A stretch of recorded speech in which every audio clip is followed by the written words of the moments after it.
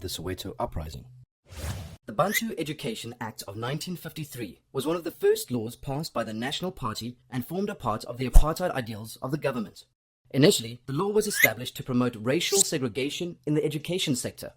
A minister of Bantu education was appointed to oversee the running and management of separate school facilities and curriculums.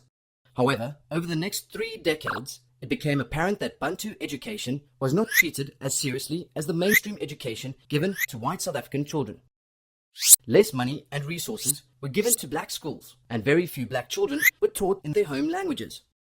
Teachers at Bantu schools were underpaid, classrooms were often full to overflowing, and textbooks, stationery, and teaching aids were extremely limited or non-existent. As protests by the ANC and PAC intensified in the 1960s, the black consciousness movement was also gaining ground. A strong focus on political identity, good education, and economic freedom for black South Africans inspired a new generation of students.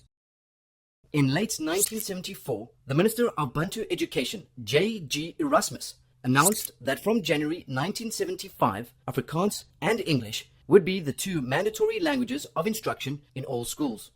The perception of Afrikaans among black South Africans was already bad. It had come to be known as the language of the oppressor. To add insult to injury, Erasmus made no attempt to consult any of the homeland representatives or administrators in black schools before his announcement. The African Teachers Association of South Africa strongly resisted the policy, as they believed that changing the language of instruction would further disadvantage students.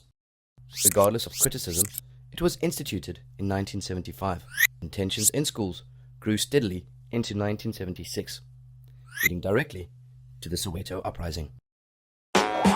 Need more help? Subscribe to our channel or dive into our expert textbooks and get that learning edge.